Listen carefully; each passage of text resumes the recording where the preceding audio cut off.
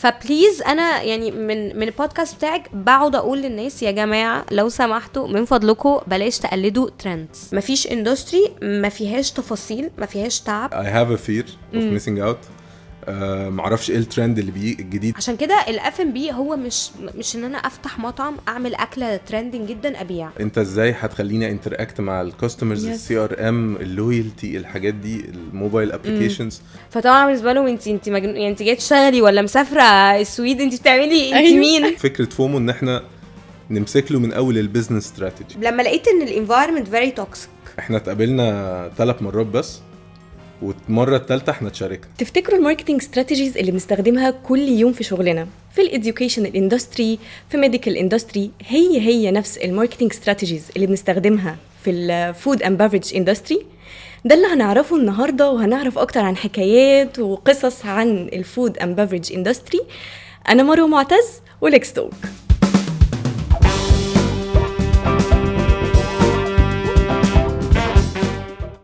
مشرفاني في حلقة النهاردة ريهام هاني، ماركتينج كونسلتنت وانستراكتور. هلو يا ريهام. ازيك يا مروه؟ ايه الاخبار؟ كله حلو. كله حلو الحمد لله. الحمد لله.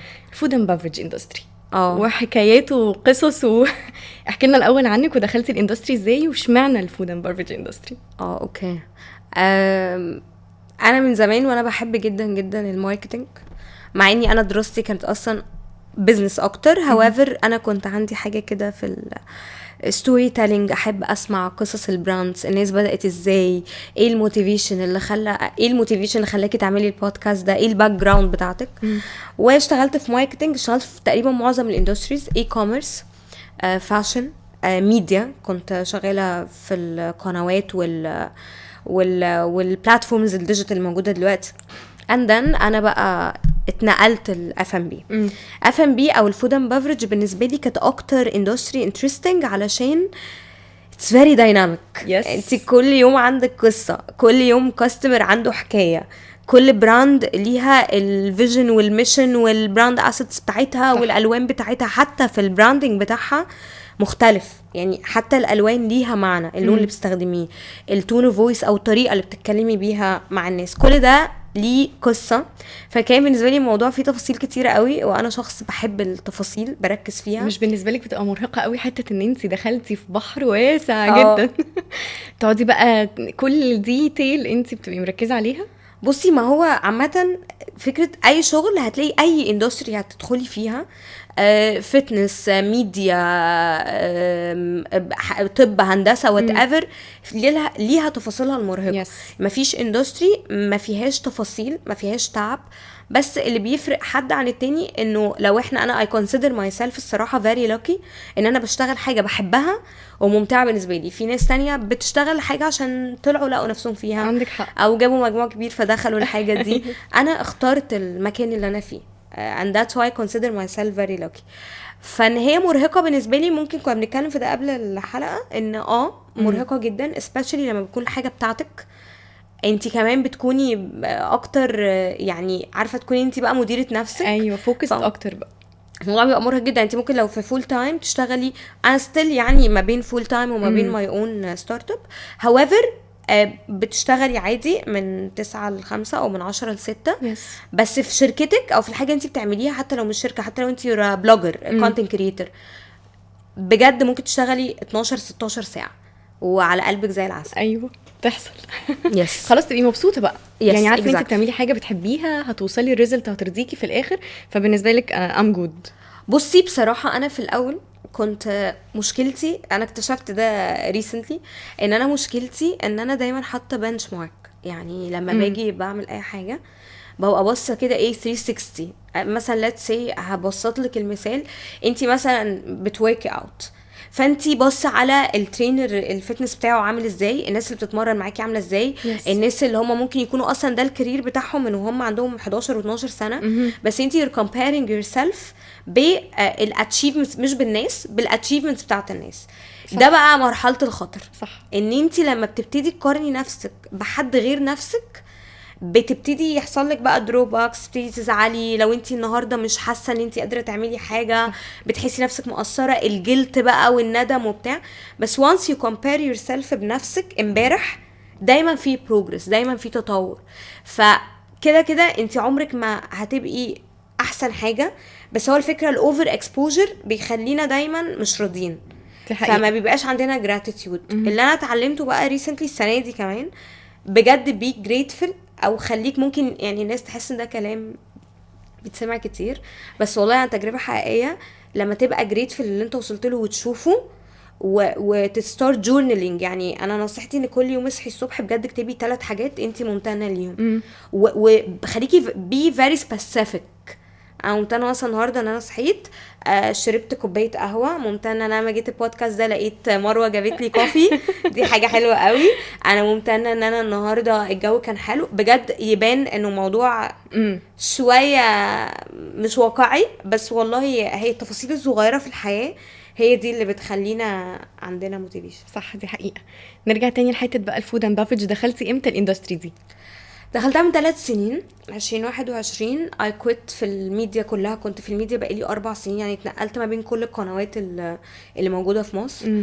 وبعدين لقيت نفسي كنت ماركتينج برضو، وكنت اكتر في الحاجات البرامج الكونتنت كرييشن عامه، فلقيت نفسي دخلت قوي في حته الكونتنت دي، برامج بقى، مسلسلات، بودكاست، وات ايفر ات از. وبعدين جالي opportunity ان انا اروح شركه من اكبر الشركات المالتي ناشونال في حته الفود اند بافرج، مش هقول اسمها، بس هي معاها معظم البراندز بتاعه الفاست فود يعني، يس، وتي اس ار وكيو اس ار وكل حاجه. حلو قوي. وبعدين قعدت فيها السنه، ولما جيت انقل شغل تاني يعني شركه تانية اف ام بي، بس كانت الشركه اللي انا فيها دي very well established. يعني انتي كنتي عارفه زي بالظبط ايه، يعني اكنك مثلا توب، يعني عارفه لو شركات الاف ام بي دي من اقوى 5 شركات مثلا، فاهمه. ورحت حاجه تانية قويه بره مصر، بس جوه مصر كانت لسه ما لهاش البريزنس قوي، كانت تشالنج. ما حدش وافقني على القرار.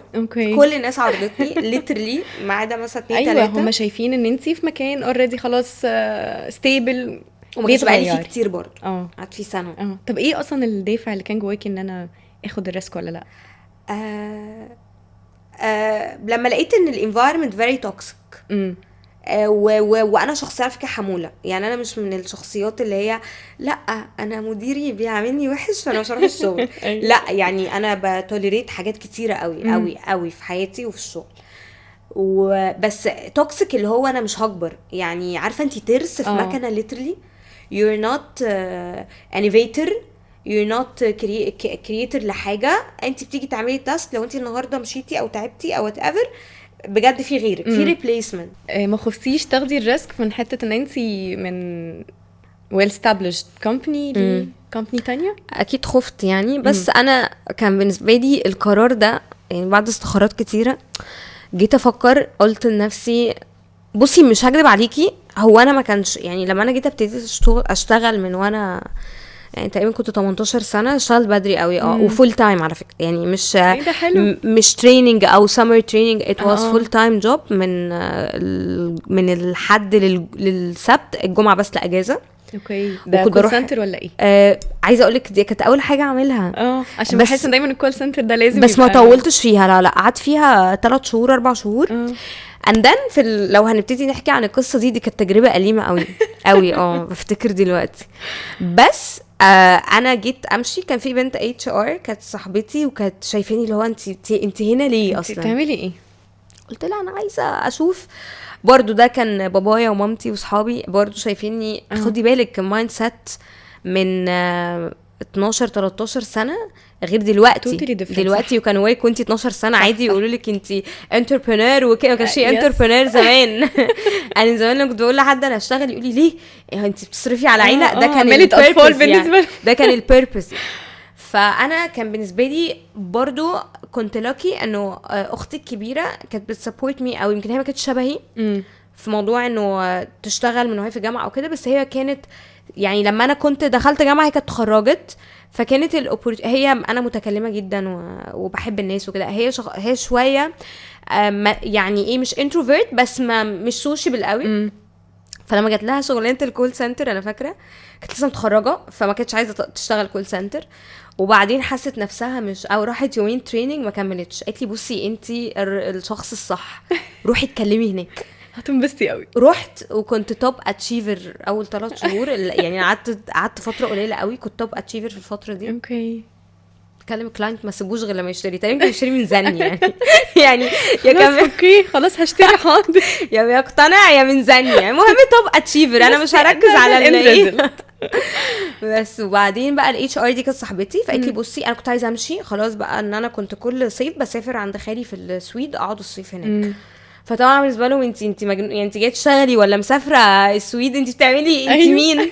فقلت لها، قالت لي بصي انت مكانك مش هنا، لما ترجعي I will recommend you في account ده نفسي قوي اقول اسم البراند، بس بجد هي من اوائل حتى اصلا اونر البراند ده هو دلوقتي اونر، هو اول مدير ليا في حياتي، اسمه احمد رضا. انا بجد بحب اقول اسمه في اي حاجه بروحها، ان هو كان الرول موديل بتاعي. هو قوي. اصلا اللي زرع فيا حته ان عارفه تو لوك اب تو someone، وتحسي ان ايه ده في حد عايزه تبقي زيه.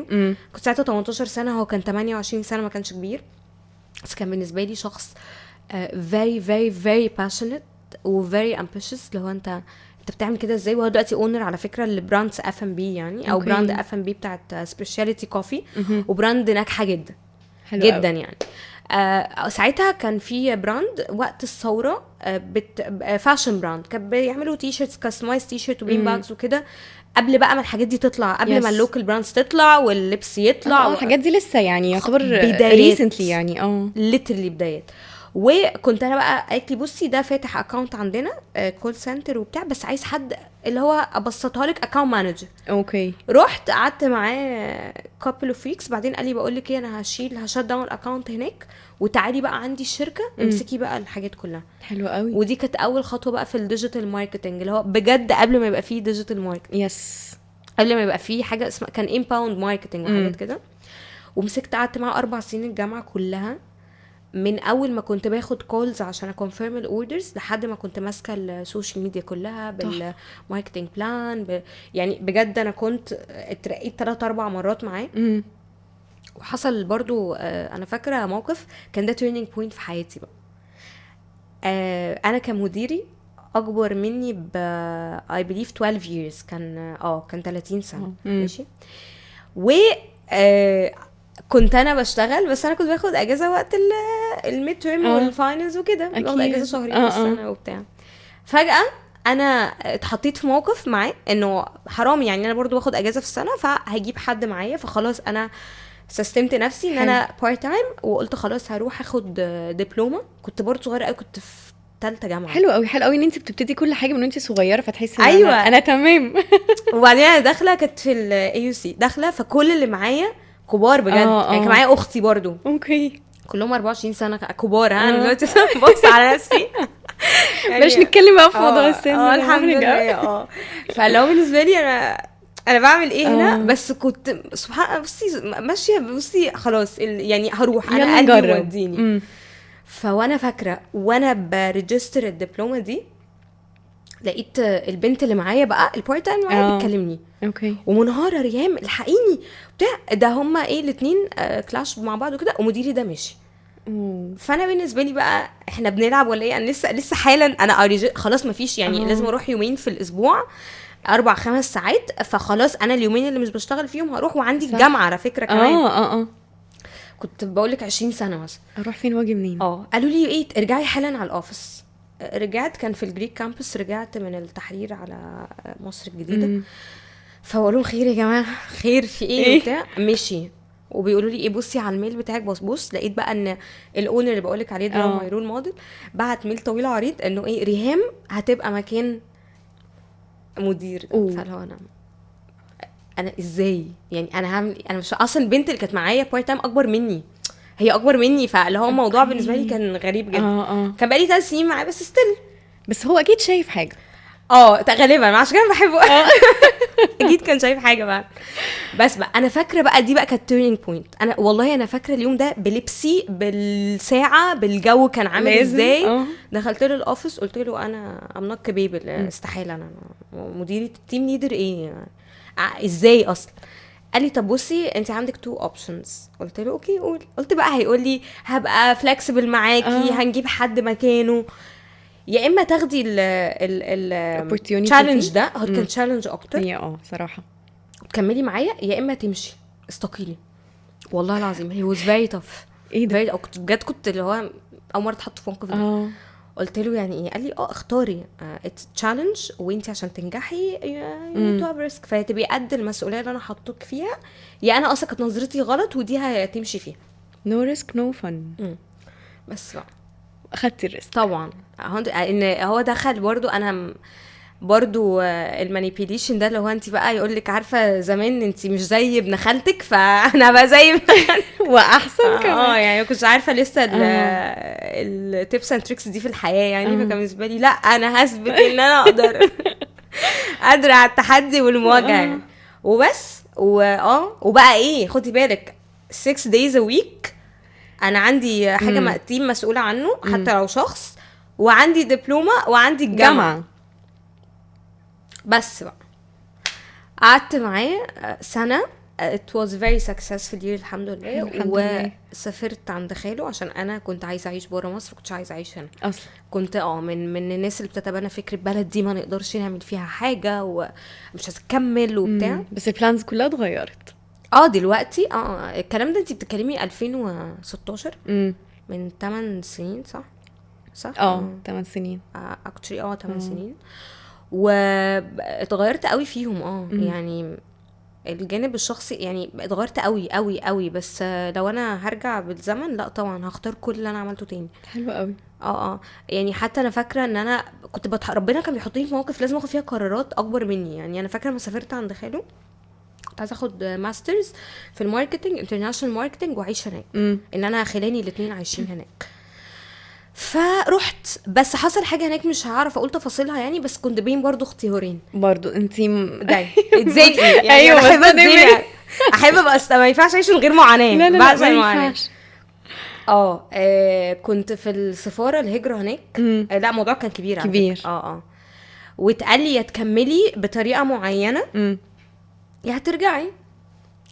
وانا يعني سوري يا خالو بس انا ما كنتش عايزه اشتغل فاميلي بزنس خالص. اوكي انت كنت عايزه يبقى ليكي يور اون بزنس. ما انا بصي هروح اعيش معاه وبتاع ما لازم ابقى بقى في البيزنس ده عندي دم يعني مش وانا كنتش حاسه خالص نفسي في البيزنس ده يعني مش عايزه I'm not seeing myself في الحته دي. يس بالرغم ان انا كان fully funded يعني كل حاجه living expenses الفيز بتاعت الجامعه. وانا كمان كنت مقدمه لا ده كان امتى؟ ده كان 2016 في السويد دي كانت 2016 و2019 اوكي مرتين اتحطيت في نفس الموقف. فقلت لا انا هرجع واشتغل. وانا فاكره اليوم اللي قبل ما اسافر فيه عارفه فيلم النمر بتاع احمد زكي اللي انا ماشيه بقى زعلانه بقى ووصى على الشوارع ودراما. انا اصلا دراما بقى وزبعيط بقى سيبوني لوحدي وكده مش عايزه ارجع يعني. وانا في طياره بقى نازله بلاند في مصر بعيط الناس اتخضت عليا في طياره انت في ايه يعني مش عايزه ارجع. مش عايزة. بس ايشوت وخلاص. بس بعدين اشتغلت شويه. اشتغلت في شركه كانت ايجنسي ماركتنج ايجنسي في دبي وكنت ريموتلي من هنا. بعدين رحت بقى القنوات دي. اوكي فلما رحت القنوات برضو حصل لي دروباك كده انه مش عايزه اكمل 2019 مش حاسه نفسك هناك. مش حاسه نفسي وعايزه اسافر برضو. السنه دي بقى انا ما انا بعاني بقى جدا. رحت بقى حطيت لي نفسي كده مش بنش مارك طريقي مستحيل اللي هو انا قدمت في دبي والسويد وامريكا. اوكي والثلاث حاجات كان عندي فيهم 3 major opportunities. انا عشان انا بابايا اصوله يعني عربيه فلسطيني اردني اهلي كلهم يعني من عيله بابايا. فكانوا هما معظم الناس اللي عايشه في الاردن او كده بيبقى ليهم شغل في امريكا يعني. فكانوا عيله بابايا كلهم عمامه وولاد عمامه وبتاع بيزد في امريكا والاردن. كان عندي opportunity هناك. فقدمت على حاجه اسمها اطلس. it was like زي ايسكا internship بس paid. اوكي كانت صعبه جدا وقدمت فيها 3 شهور ووصلت لحد الفيز الفاينل فيها. حلو خلاص كنت انا واحد لبناني انا فاكره اكيد اتحطيتي ما بين اختيارين. ده الثاني بقى ده ده كده امريكا ده بارت. اوكي امارات. كنت رحت هناك سافرت وكان معايا خاله حبيبي برضو كان بيسابورت. وقدمت على كذا شغل وكنت شورت ليست في شغل في مستشفى هناك. حلو ماركتنج برضو. اوكي والسويد قدمت على منحه. ماشي وكملت للاخر، وكان فاضل لي الانونسمنت بتاع يوم المنح. حلو ماشي؟ جدا.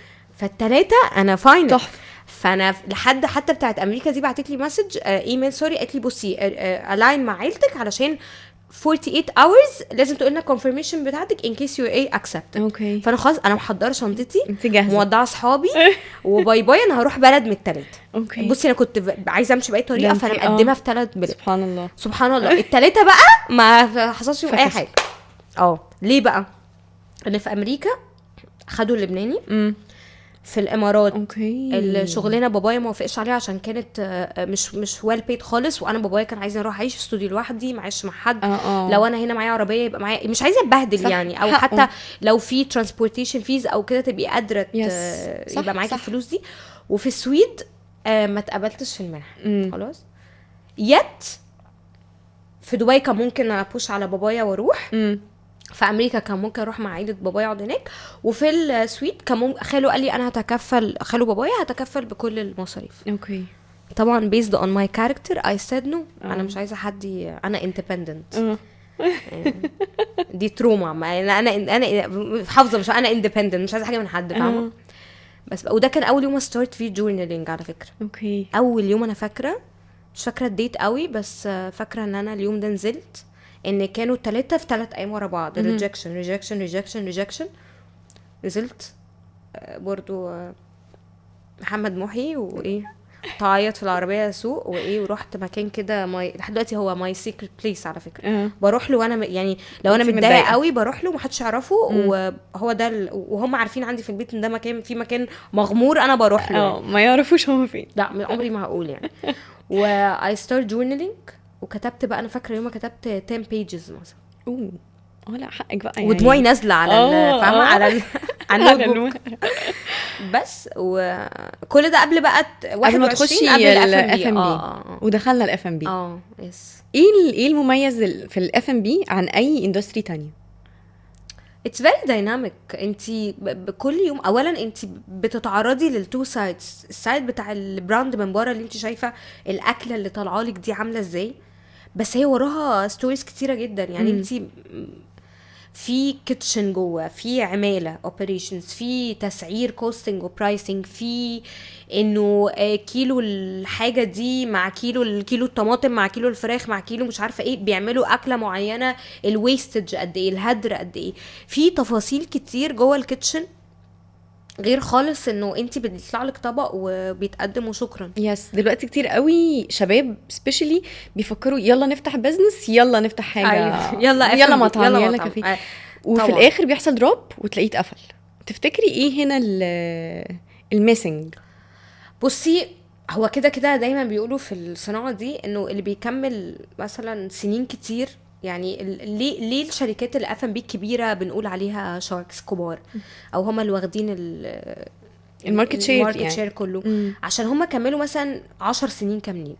فاهمه ايه اللي بيخليهم يكملوا بقى ال10 سنين دول؟ طبعا فيجن استراتيجي. عشان كده الاف ام بي هو مش ان انا افتح مطعم اعمل اكله ترندنج جدا ابيع واعمل سوشيال ميديا كونتنت.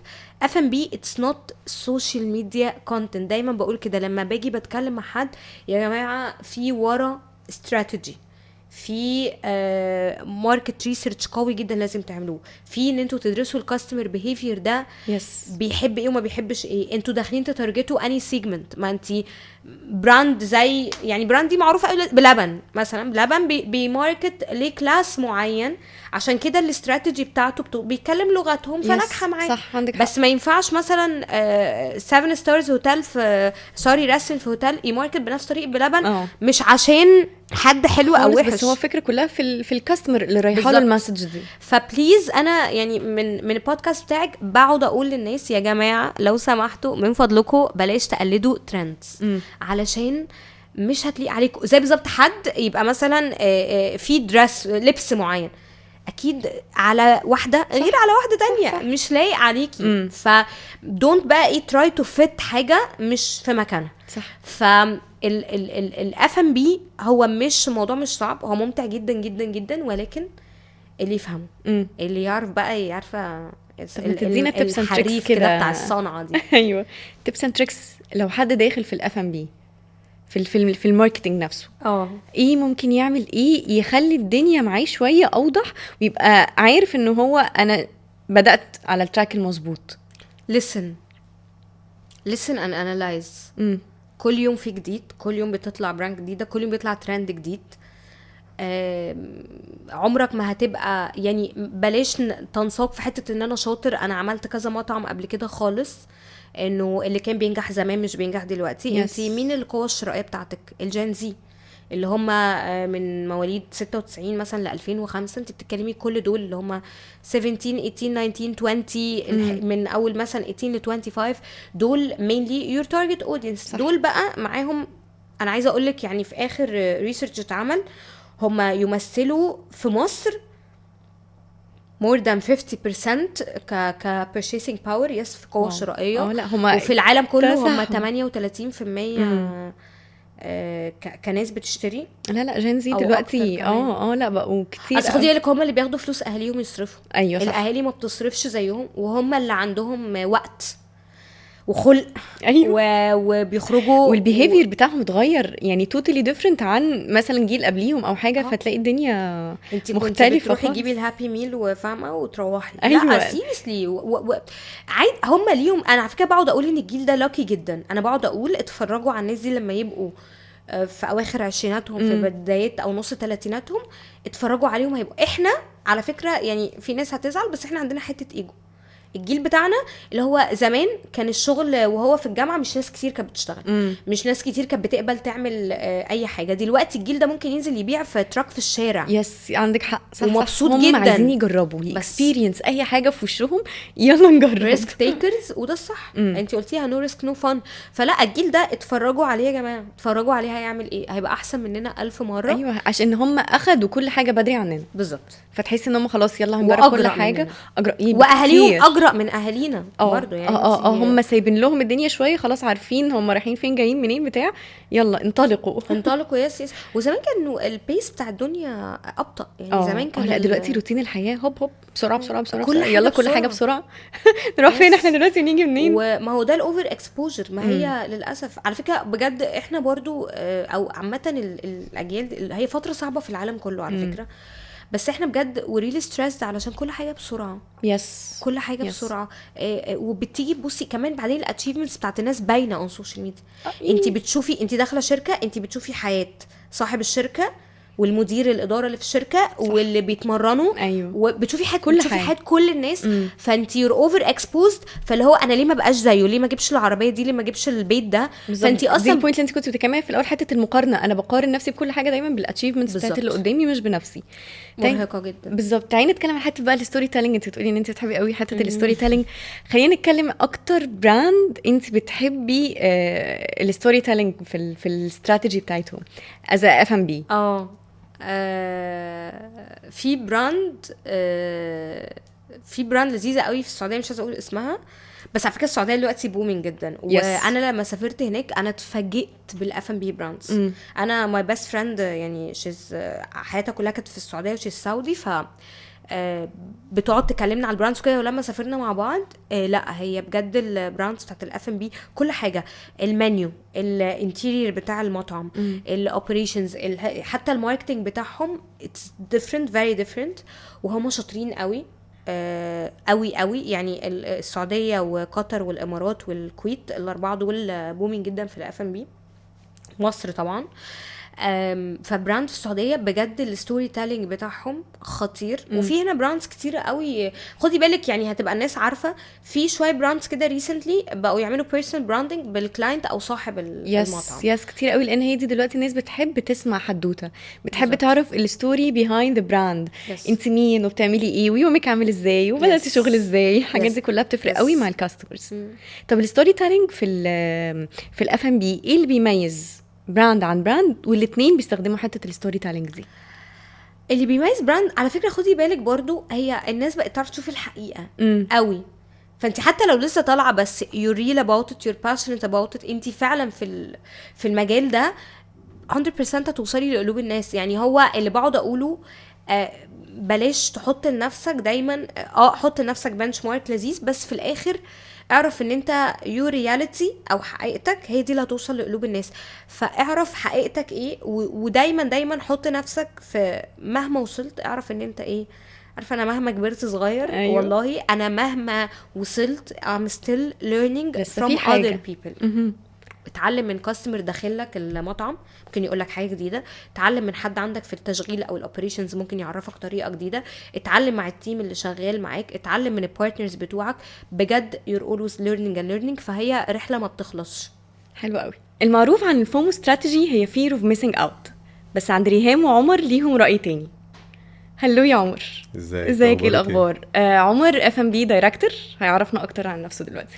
ايه الاخبار يا عمر؟ كله كويس؟ الحمد لله. الحمد لله. يلا المايك معاك. انا بدات كاريري اصلا كمبيوتر ساينس، وبدات شغلي اصلا في شركه مالتي ناشونال. اوكي، بعيد كل بعد عن F&B. تماما خالص يعني. بداتها ديفلوبر واشتغلت في الشركه الانترناشونال دي از بري سيلز، بس دايما كان عندي الحب للاف ام بي. يعني انا دايما حتى معروف جدا من ايام الجامعه ان انا اللي بنكلمه علشان نشوف الاماكن بتاعه الاكل، وبنحب ننزل نجرب اكلات جديده. بالظبط. دي حاجه دايما معروفه يعني. بس انا دايما passionate about the F&B. بس لما يعني في فتره كده من الفترات يعني بدات شغل بلوجينج، ان انا اصور وان انا الناس تسالني على انستجرام وسناب شات بقى ايام زمان يعني. كانت الناس تسالني ناكل فين، نجرب ايه الحاجات دي. فبصراحه ده شجعني اكتر ان انا اعمل بيج. انا واحد صاحبي هو برضو شغال في الاف ام بي، عملنا بيج وكنا ساعتها بنصور. وكنا ايام بقى ما البلوجينج كان ان انت تحط صورة وتكتب. ايوه الدنيا اتطورت قوي. ما كانش فيه كونتنت يعني. أيوة. كان اكتر ان انت بتحط صورة وتكتب الريكومنديشنز بتاعتك. اشتغلنا فترة كانوا بيكلمونا ايجنسيز وننزل نصور وندوق ونعمل تيستينج والكلام ده. الكلام ده كله بقى ديورنج الرحله بتاعه الانترناشنال كومباني. لحد ما في مره انا يعني جالي تليفون ان انا اقابل الحد ده هو المفروض ان هو يعني كان الجي ام في الوقت ده لشركه ستارت اب معروفه فيري ويل نون في الجزء بتاع الريستورانت مانجمنت سيستمز اللي هي يعني شغلانه تكنولوجي وفي نفس الوقت فود اند بيفرج. فكان بالنسبه لي لا انا حابب اسمع. ميكس حلو قوي. ما كنتش اعرف اصلا الحته دي خالص. يعني انا كنت بشتغل في داتا سنتر سوليوشنز، حاجات بقى ليها علاقه بالستورج والباك ابس والحاجات دي. بس جات لي حاجه ريليتد اكتر بالتكنولوجي اللي جوه المطعم. فاي واز فيري انترستد بصراحه ان انا اميت هم. يعني قابلته قعد يحكي لي على الستارت اب. هي كانت ستارت اب موجوده دلوقتي في مصر وشايننج جدا يعني في الماركت. بس هي ما كانش ليها وجود في الوقت ده. يعني هو كان الكلام على ان هم بيلونشوا في مصر وعايزين حد يساعدهم في ده as insights يعني، محتاجين ياخدوا insights. والقعدة تحولت من ان هي بياخد مني market insights لان هو بقى انترفيو اصلا. اصلا يعني الموضوع تاخد في الجزئية دي. اشتغلت ماركت لونشر للشركة دي. it's a startup موجودة عندنا هنا في مصر يعني. اشتغلت معاهم فترة الأول في الإمارات، وبعد كده نزلت مصر، وبعد كده بنينا التيم، وبعد كده we started expanding في الماركت. هي بتخاطب أكتر المايكرو والميديوم بيزنسز، المطاعم اللي عندها فرعين 3 حلو يعني في الجزء ده. وطبعا برضو بتحاول ان هي تدخل الجزء بتاع الانتربرايز سيكتور في الاف ام بي. ومينلي الكيو اس ار بزنس اللي هو الكويك سيرفيس ريستورانتس، الحاجات اللي زي الفود تراكس، الحاجات اللي هي جراب اند جو يعني او بيك اب. دي ما اكترها دلوقتي صراحه. دي اكترها، هي دي سكيلينج عامه اكتر من الداين ان ريستورانتس. فمن هنا بدأت رحلتي في الاف ام بي يعني، من ايام ما كنت ببلوج الاكل، وبعد كده لما دخلتها بقى كوظيفه كنت مستمتع بقى. كنت مستمتع جدا بصراحه. انا شخص باشنت قوي اباوت فود، وعامه في الحياه انا شخص باشنت جدا يعني، احب اعمل الحاجه ابقى باشنت وانا بعملها. حلو قوي. فدي كانت حاجه دايما بتفرق معايا قوي، سبيشالي ان انا لما اشتغلت في حاجه انا بحبها.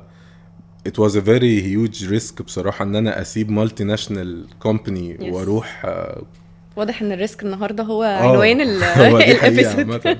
انا حياتي كلها يعني ما اخدتش فيها ريسك بالحجم ده اللي انا اخدته، بس ده كان اكتر ريسك. لو الزمن رجع بيا بصراحة كنت يعني هفضل اخده كل مرة. لان كل الناس ساعتها قالت لي لا بلاش دي ستارت اب، والكلام ده في 2019. ستارت ابس كانت وقتها لسه يعني لسه بقى بتطلع والناس مش فاهمه اصلا طب الستارت اب دي فاندد باي شركه، طب ما انت النهارده افرض ما نجحوش هيقفلوا انت هي ريسك كبير. صراحه اكتر حد شجعني في الموضوع ده كان مديري وقتها، يعني كل الناس قالت لي لا بس مديري قال لي ما تقلقش ولو حصل اي حاجه انت مكانك موجود وانا عايزك دايما معايا، ودي كانت حاجه انا فاكرها له لحد دلوقتي. I took the risk بغض النظر عن اهلي وصحابي يعني I took the risk و I started معاهم. سبحان الله احنا ده بدأنا في شهر 6 2019، ده كان الوقت اللي قبل الكوفيد بنص ساعة بنص ساعة يعني ايوه. فبدأنا رحت داخل كوفيد طبعا، شكرا خلاص كل اللي احنا بنحاول نبنيه دخلت الكوفيد، بوظت الموضوع خالص. خلت الناس اكتر مش عايزه ان هي تinvest في اي حاجه، صح كله خايف لانهم مش عارفين بالزبط. احنا قاعدين لحد امتى، دي حقيقه. يعني هو خلاص هو بقى مين لي دلوقتي انا لو هينفست في حاجه هينفست في اي طريقه تخليني توصلني بالكاستمرز بتوعي انا صح. كصاحب مطعم. بس البوينت هنا كانت ان انا كنت دايما بحاول ابص على الجزء البوزيتيف في اللي احنا فيه. يعني انا دايما بشوف ان في كل كرايسيس بتحصل there is an opportunity yes. لحاجه تطلع منها yes. بصراحه الحته دي اللي شجعنا عليها وقتها كان السي او بتاع الشركه، لان هو كان بيفكر كان بياخد قرارات سريعه، ودي حاجه بتعجبني جدا فيه. يعني ان هو كان قراراته صارمه وسريعه يعني اللي هو مش بيضيع وقت بقى مش رايح جاي واصلا هو ما كانش فيه وقت ان الواحد يضيعه في ان احنا نقعد نتناقش في قرارات في وقت الكوفيد ده. فبصراحه اشتغلنا على الريتيل في الوقت ده. السيستم احنا كنا السيستم اللي بيشتغل بيه المطعم من اول الكاشير لسيستم المخازن انفنتوري مانجمنت الموديولز كلها، من اول بقى ما الايتمز انت بتشتريها رو ماتيريالز لحد ما بتدخل في الكوفي اللي انت بتشربيها مثلا. اللبن ده السايكل بتاعته بتمشي ازاي، اول ما بيجي في مخزن وبعديها يخش على الانفنتوري يخش على الفروع لحد ما يتعمل له بقى الريسيبيز الجورني بتاعته كلها. اشتغلنا في الجزء بتاع الريتيل، وفي نفس الوقت برضو الكوفيد كانت بتدي اويرنس شويه ايوه للمطاعم لاصحاب المطاعم ان هو دلوقتي خلاص هو السيستم ده كلاود. فكانت الناس اكتر مش فاهمه يعني ايه كلاود سوليوشن لما كنا بنعمل معاهم سيرفيز في الاول لما نزلنا في 2019. بس بعد الكوفيد هو بقى محتاج الكلاود سوليوشن، فابتدى ان هو يفكر لا انا محتاج السيستم ده اصلا. بس في استراتيجيز كتير والدنيا اتلخبطت خالص من بعد الكورونا، خلت الدنيا شويه تبقى متفتحه على حاجات تانية اكيد. وانا مؤمن ان بصراحه الكوفيد ستريسد على البين شويه بتاع الكاستمرز، فخليهم لا انا اي حاجه فيها تكنولوجي انا عايز اسبق، انا عايز اعرف اكتر. النهارده صاحب المطعم لما دخل في الكوفيد ما بقاش عارف مين اللي بيطلب من عنده ومين بيحب ايه وايه الفيفوريت برودكت اللي بيحبه، وما بقاش عارف يوصل له صح. حتى لو هو عايز يبيع له ببلاش حتى لو هو عنده بضاعه يعني خلاص هتاكسباير عايز يبيعها بالظبط، مفيش داتابيز اصلا مفيش اي حاجه. فبصراحه كوفيد ساعدت في ده جامد، وي اكسباندد في الريجن لحد 2023. I joined another company as a business unit director. حلو قوي. بت provide same solution بس للانتربرايز الاكبر بقى، البراندز الاكبر اللي عندها 20-30 فرع international براندز.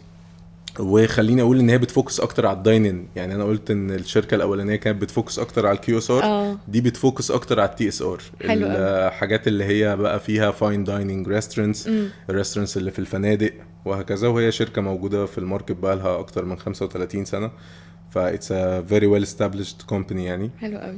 ومن هنا كنت دايما بفكر في opportunity ان انا اعمل حاجه يعني for my own sake يعني. فجت فكره فومو بصراحه. حلو. اتعرفت على ريهام بقى ازاي؟ اتعرفتوا على بعض ازاي؟ اتعرفنا في ميتنج اصلا يعني احنا اتعرفنا على بعض في 2021 اي ثينك في الشركه اللي سبتها المالتي، يعني في الريسك بتاعي في فتره الريسك دي. حلو. انا كنت في الشركه الستارت اب وتعرفت على ريهام. احنا كنا we're trying to sell her الانتيتي اللي هي شغاله فيها يعني السوليوشنز بتاعتنا. واتعرفت عليها وعجبني جدا her passion برضو about the F&B and the technology بالتحديد.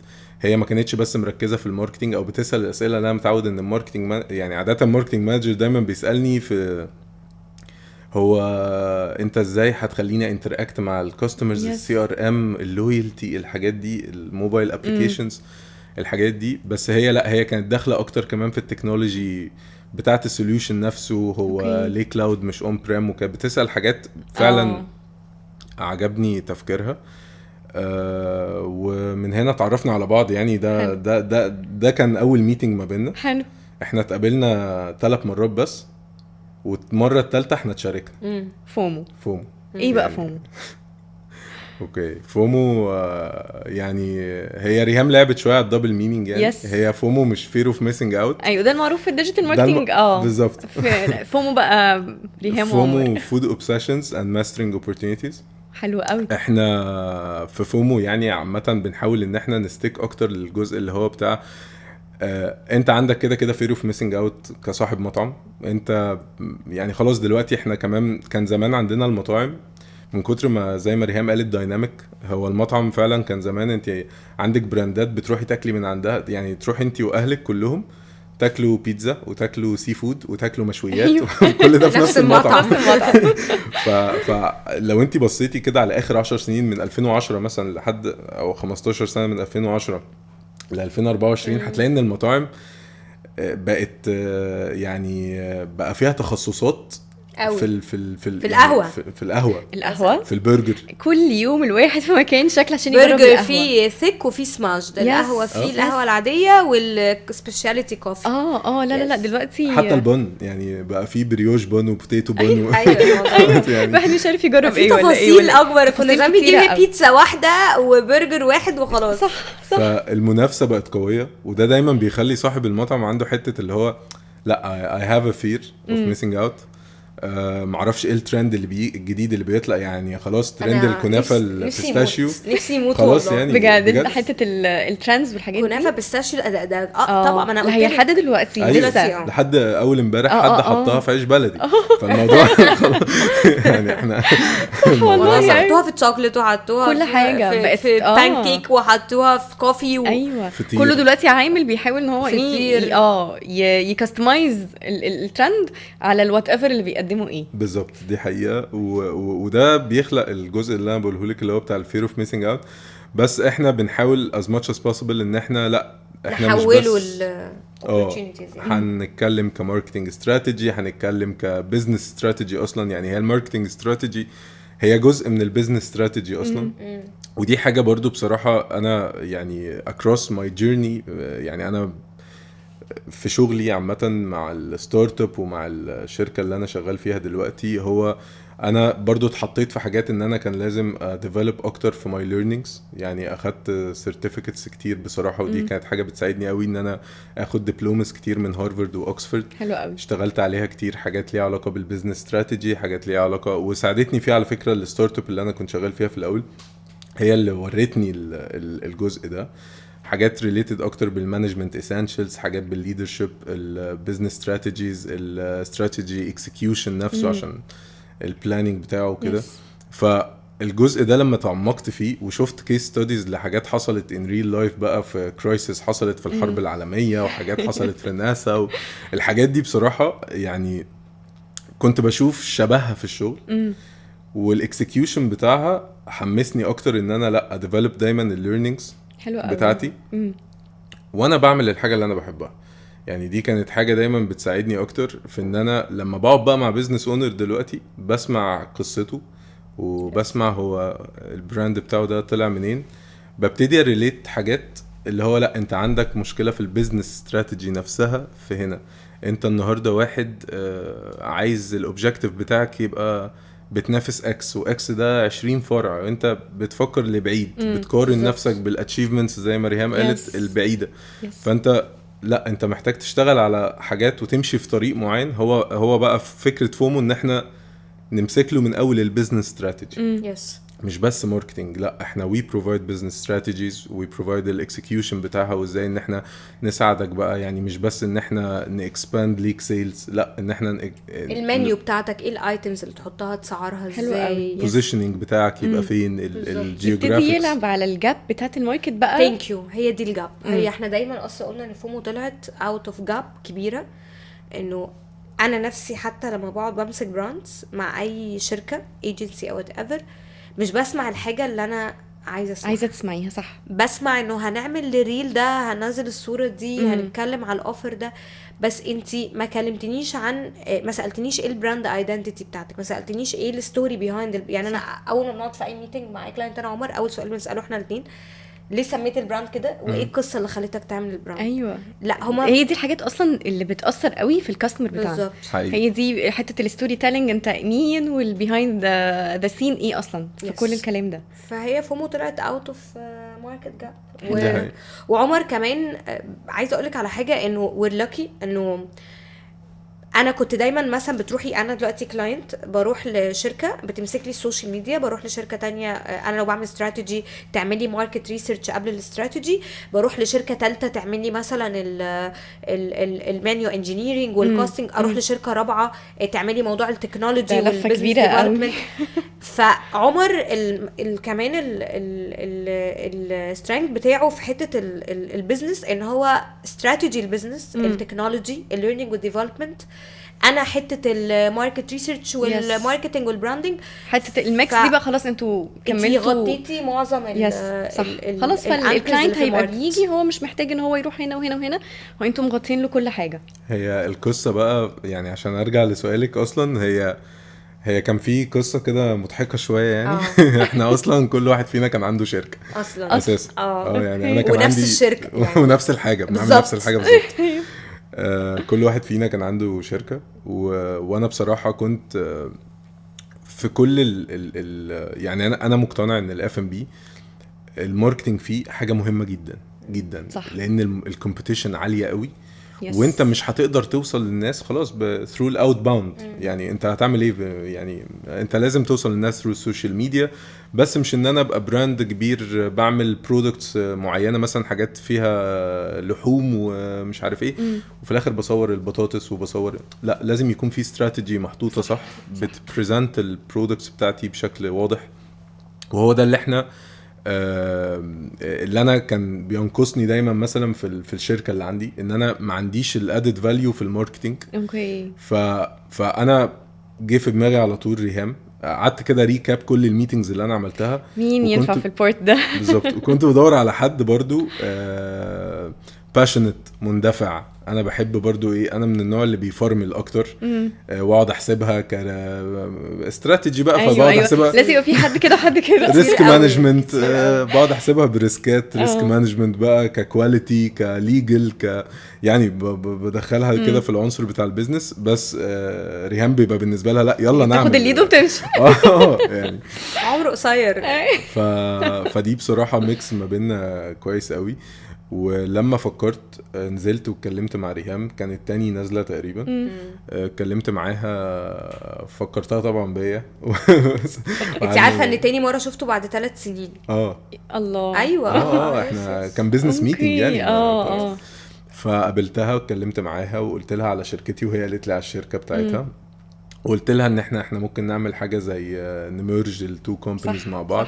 وبعدين حسينا ان لا، يعني ان هو كان معايا بارتنر وانا كان معايا بارتنر، بس الدنيا كانت واقفه عنده وعندي، يعني احنا كنا موقفين شغل عندي في شركتي وهو كمان. طب ده حلو قوي، يعني حلو قوي ان انتوا قدرتوا ان انتوا تمرج الموضوع مع بعض، نخلص الموضوع خالص. فبالعكس من هنا بقى we started فومو في ثالث ميتنج. يعني ثالث ميتنج خلاص احنا يعني ان شاء الله. انا فاكره ان في يوم هو كان يومه كان طويل قوي وكان راجع فيه، وانا قعدت ازن I need to meet you حالا. في ايه يا بنت حالا دلوقتي؟ اول ما ركبت العربيه قلت له بقول لك ايه، اسم الشركه عندي خلاص. انا قعدت 3-4 ايام كده. انت اللي طلعتي اسم الشركه؟ يعني فكرت في البراندنج بتاعه وبعدين هو الصراحه حط بقى الموضوع انه دايما الناس فعلا عندها fear of missing out في الترندز وكده. حلو قوي ان انتوا فعلا لعبتوا عليها على الناحيتين. دي حقيقة. هو دايما يقول لي انا بزنس استراتيجي، اوراق حكوميه سيبيني، عملاء كوتيشنز انت بقى البراندنج عيشي حياتك. ففضل كده لايك 4 days يقول لي هنعمل ايه؟ قلت له استنى بس انا الفكره هتيجي بفكر وانا قاعده لقيت بقى الفكره جت. وكمان هو كمان الاسم سهل قوي يتنطق، كل الناس عارفاه بس ليه الدبل زي ما قال. فقابلته قلت له بص بقى احنا هنعمل فومو. فبص لي قلت لي ايه فومو ده؟ قلت له استنى هقول لك. حكيت له قال لي انا اشتريت يلا. حلو قوي. وبدانا والحمد لله. يعني عايزه اقول لك انه كنا لسه بنعلن عن الموضوع، هو في النتورك بتاعته ما شاء الله very wide، وانا اللي هو على البيج بتاعتي لسه بتكلم بقى على ماركتنج الاف ام بي. جالنا مثلا فور لايك ليدز كتيره. حلو قوي ما شاء الله. ما هو حلو قوي، هو مرضاش اصلا. قال لي استني هنعمل ايه الاول. فورمني قلت له ليدز كلاينتس يلا نبتدي. انا ماي باك جراوند كلها سيلز. يعني انا كنت في الشركه الستارت اب والشركه اللي انا فيها دلوقتي يعني مينلي كنت هيد اوف سيلز مانجر، اترقيت هيد اوف سيلز دايركتور اوف سيلز. يعني رزين شويه. فانا بالعكس انا عايز اجري as much as possible في السيلز، بس حسيت ان from a business perspective لا we need to slow down كده ونقلل الستبس بتاعتنا. نبقى جاهزين كاوبريشنز، نبقى دارسين كل حاجه. لو في تيمز هنعينها نبقى بانيين اصلا ليهم سكوب اوف وورك واضح يمشوا عليه. نحببهم اصلا في الاف ام بي، يعني نسكيل معاهم الجزئيه دي. فكانت دايما هي دي الحته. انا بفرمل شويه، هي ريهام متحمسه قوي، انا ببقى متحمس بس مش ببين قوي يعني. فهي دي الحاجه اللي بنلعب عليها دايما يعني. وكانت one of our core values في الشركه ان احنا دايما نعين ناس صغيره، مش عايزين حد experienced بس عايزين حد passionate about F&B، واحنا هناخدك نعلمك بس تبقى passionate، تبقى loyal، تبقى مصدق في الحاجة اللي انت بتعملها. فمعظم اللي احنا بنشتغل معاهم حتى كمان احنا طريقتنا partners، احنا مش بنجيب ناس يشتغلوا في فومو على قد ما احنا بارتنرز. كل حد بندخل معاه نعمل معاه حاجه، من اول بقى لو هنصور الكونتنت كرييترز اللي بيشتغلوا معانا لينا طريقه معينه معاهم، البرودكشن بيشتغل معانا لينا طريقه معينه، الفيديو اديتورز، كل يعني لينا الفيجن والميشن بتاعتي انا عمر مع البني ادمين عامه. هو برضو يعني انسان مع الناس، مش انسان لا باص. هو دايما يحب بجد، دايما يقول لي احنا دايما، حتى دي كانت سبب من اسباب المشاركه، يقول لي انا احب بجد دايما يعني اتقي ربنا في الحد اللي انا بشتغل معاه. فو نيد تو ميك شور ان احنا هنديله كل الليرنينج بتاعنا وهنديله كل السبورت عشان نجيب حد معانا. حلو قوي. فدي one of our core values، ان احنا بجد عايزين ناس حابه الموضوع، مش مجرد ان هي شغلانه ضمن اي شغلانه وخلاص. حلو جدا. انا عايزاكي بقى يا ريهام تقولي للتارجت اودينس بتاعنا انك هتديلهم ايه. يلا مايك معاكي. مروه زنقانه. ايوه فرصتنا برضه. يس. يعني لكل الناس بقى اللي بتحب الاف ام بي اندستري، ريهام وعمر عندهم مفاجاه صغنطه كده ليكم. ايه نقول المفاجاه؟ يلا. والله احنا قررنا مع مروه والبودكاست اللذيذ ده، انبسطنا قوي معاكي النهارده وانا كمان والله جدا. انه احنا اي حد هيكون انترستد في الاف ام بي، انا وعمر قررنا ان احنا هنديله انترنشيب. هنعمل ايه بقى في الانترنشيب بما انك انت؟ بصراحه في حاجات كتير، يعني من اول السيلز، اكاونت مانجمنت، حاجات ريليتد اكتر بالجزء بتاع ريهام، جرافيك ديزاين، ماركتنج، ادفرتايزنج، يعني كل حاجه ريليتد باند تو اند، even technology. يعني we don't mind ان احنا educate الناس about technology. فبصراحة دي opportunities كتير قوي، وانا شايف ان في ناس كتير قوي بتبقى eager ان هي تتعلم حاجات جديدة، وما عندناش مشكلة ان انت تكون لسه بتدرس، لسه بتعمل اي حاجة جنب الشغل. بالعكس انا حابب اكتر ان انا اطلع يعني ناس حابة الاف ام بي وحابة السيكتور ده وحابة ان هي تديفلوب فيه والديفلوبمنت نفسها. فدي اكتر حاجه بصراحه. اكتبوا لنا في الكومنتس اف ام بي واحنا هنبعت لكم كل التفاصيل، ويكتبوا لنا كومنتس بارائكم، عايزين تسمعوا ايه الابيسود الجايه، وتابعونا على كل البلاتفورمز بتاعتنا. انا مروه معتز وليكس توك.